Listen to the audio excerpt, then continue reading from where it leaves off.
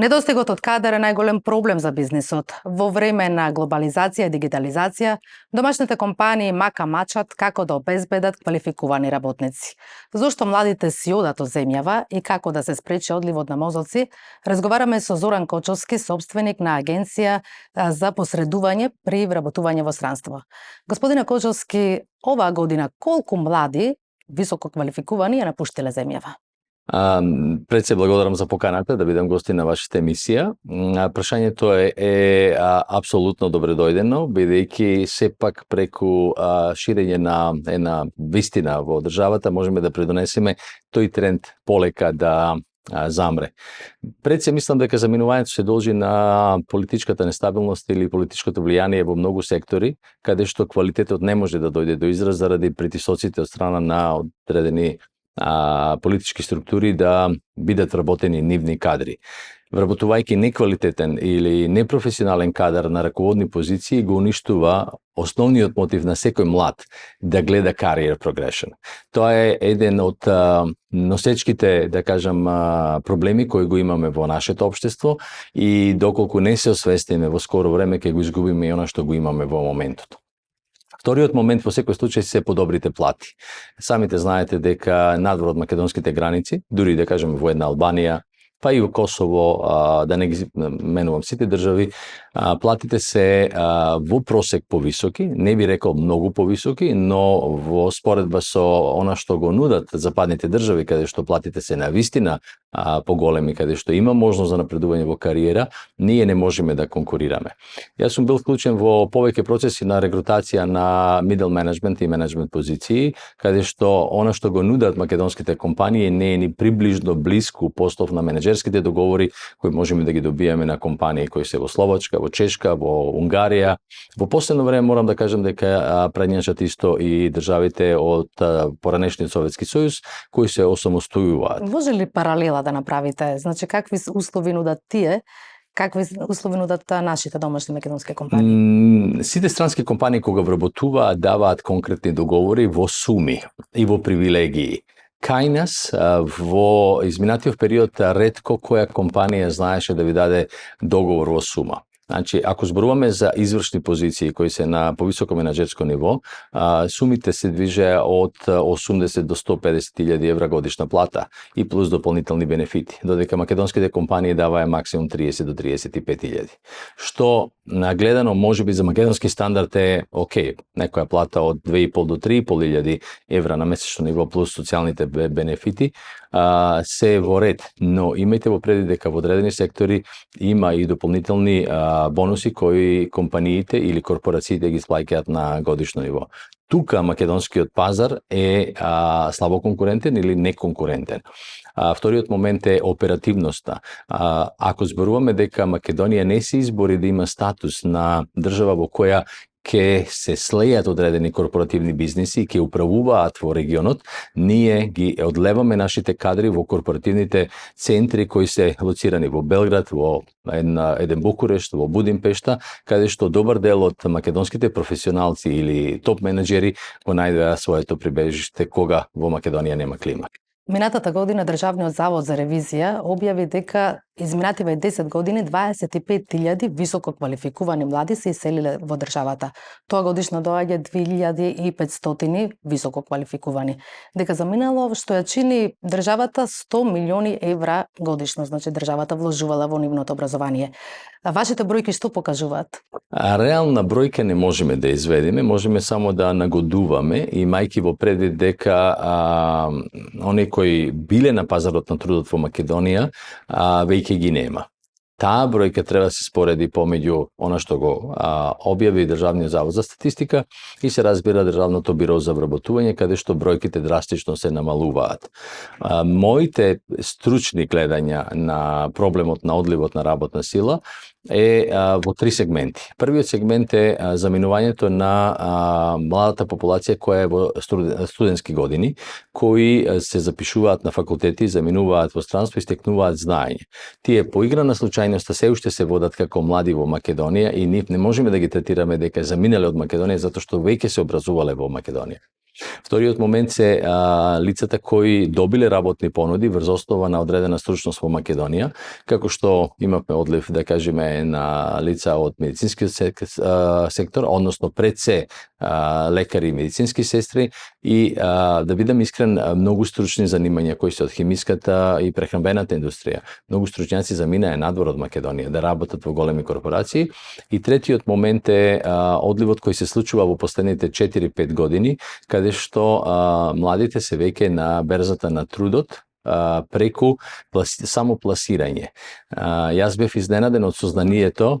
Само пласирање значи дека светските хантинг компании, гледајќи ги нивните профили на LinkedIn и другите job работни сајтови, каде што ги поставуваат своите CV, ги ловат и им нудат директно вработување.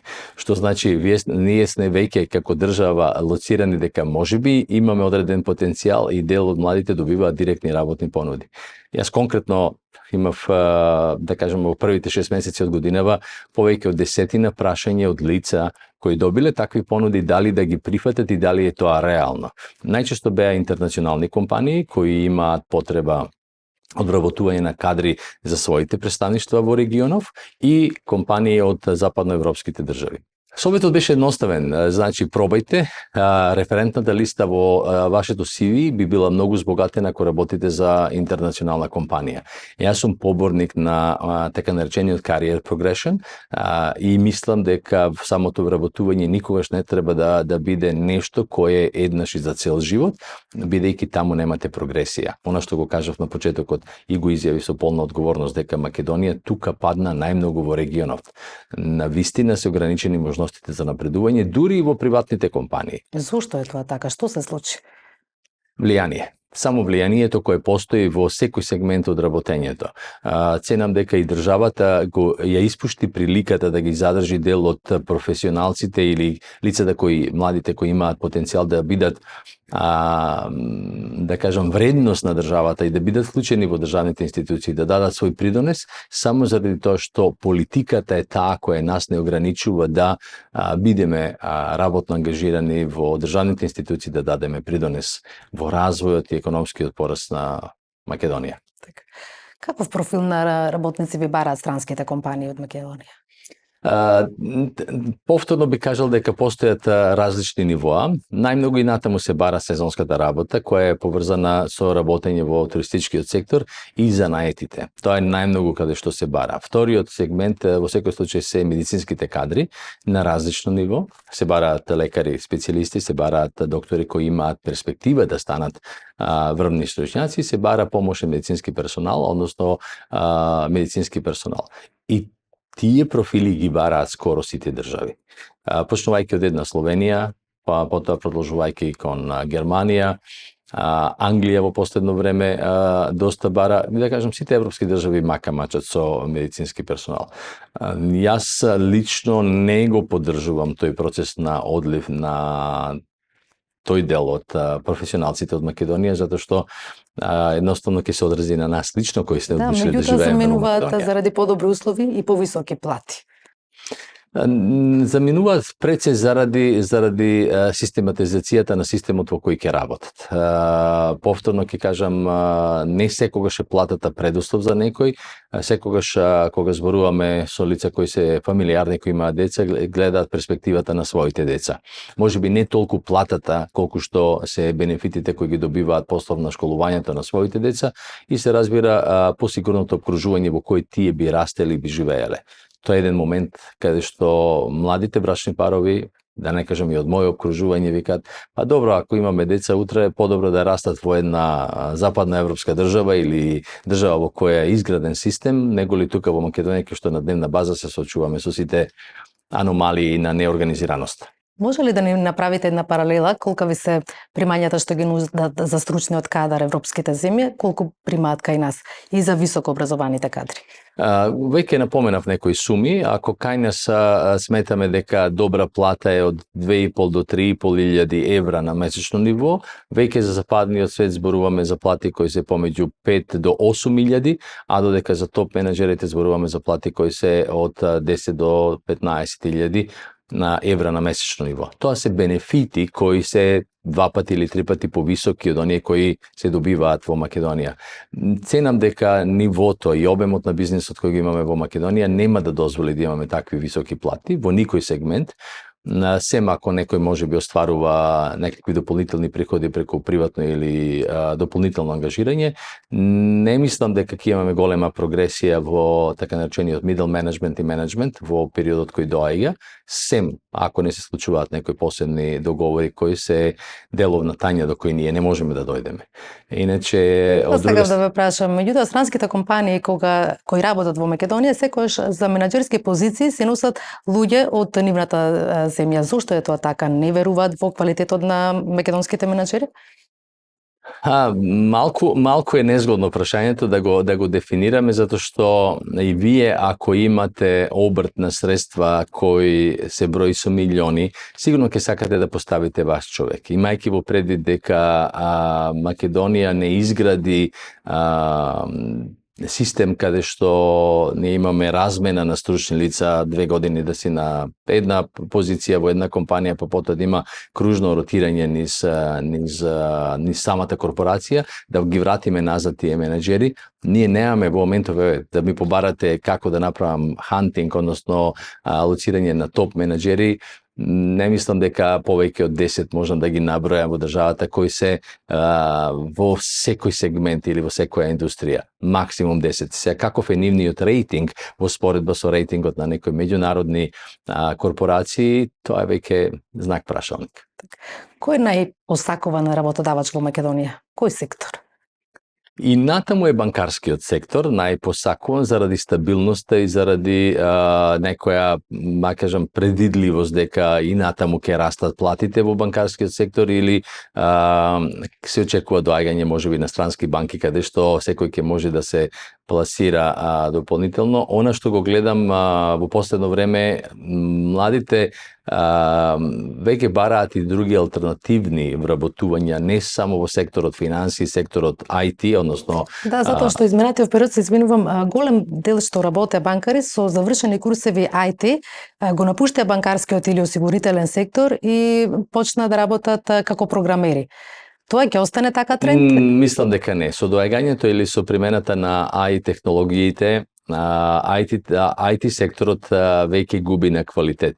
Денови сме сведоци на неколку фирми од IT секторот во Македонија каде што отпуштаат од 50 до 170 лица, што значи тој сектор претрпува некаква трансформација, но знаете каде е трансформацијата во entry level позициите. Веќе тие стартни позиции каде што AI успешно го замени присуството на физичкото присуство на лица кои креираа одредени програми, можеби ќе продолжи понатаму. Средниот менеджмент или тие кои се веќе сениори во IT секторот, тие ќе ги задржат своите позиции, затоа што сепак и колку да е AI напреден како систем, односно како технологија, мислам дека не може да го замени човекот во секој сегмент.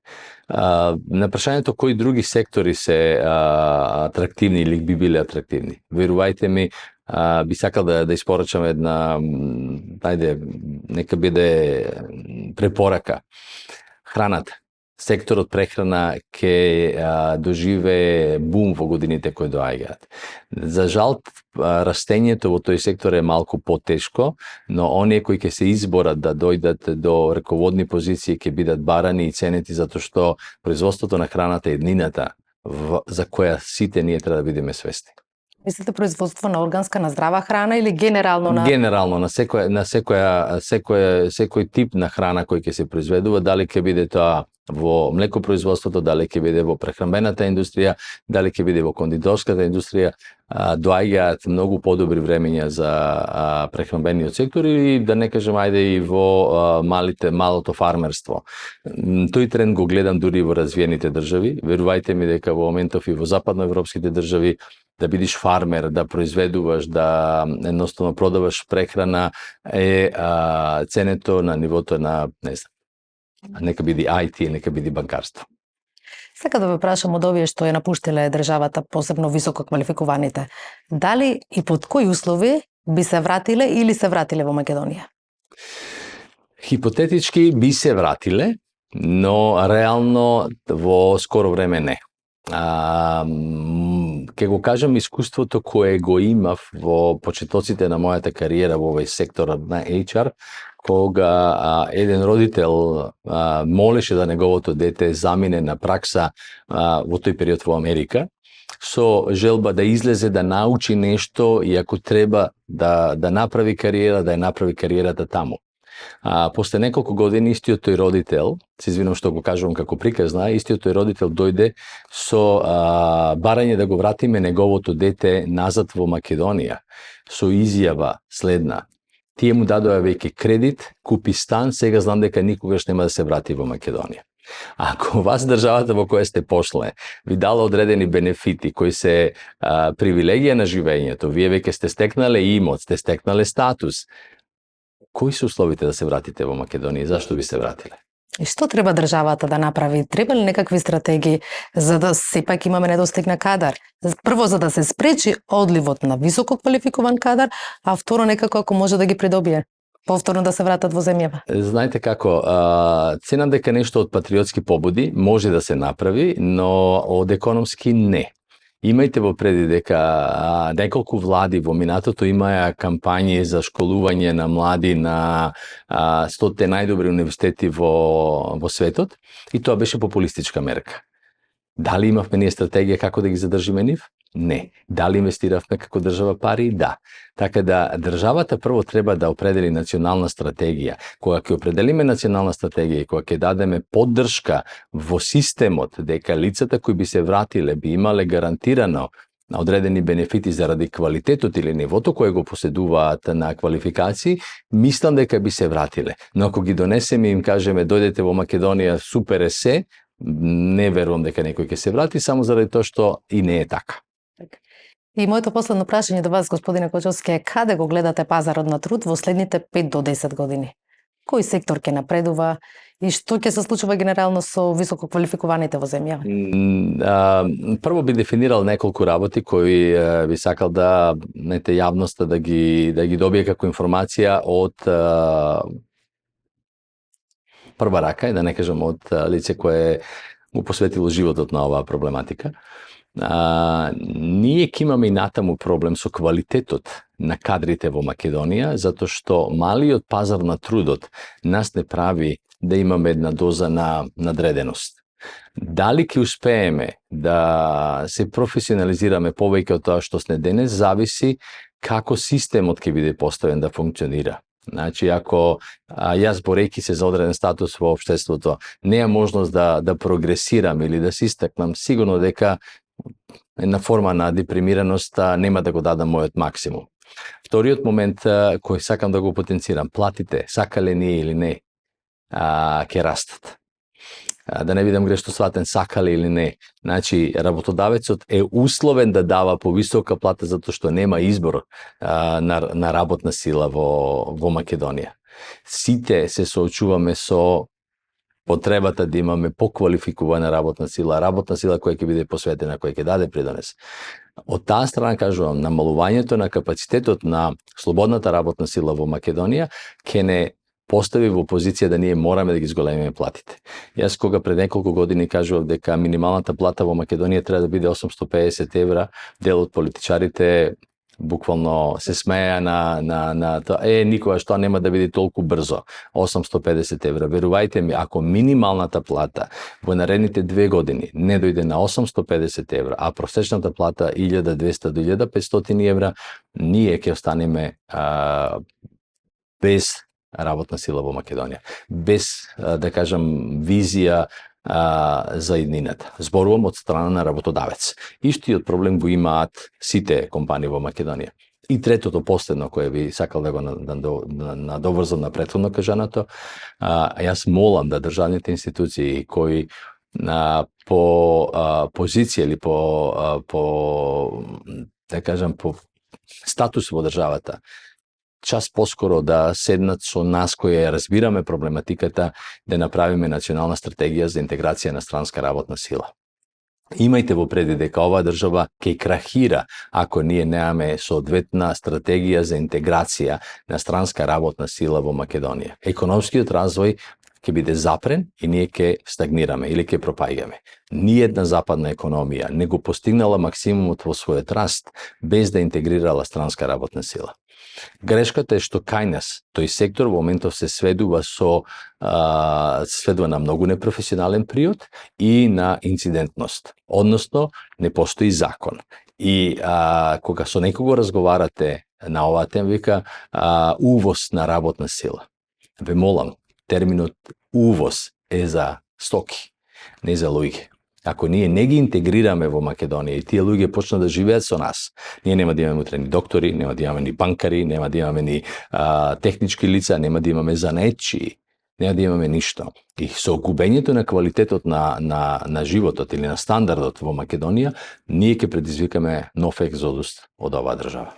Да се надеваме дека нема да дојде до тоа, дека државата ќе има слух да седне со вас и да изготви некаква стратегија, дека платите ќе растат и дека високо квалификуваните ќе останат во земјава.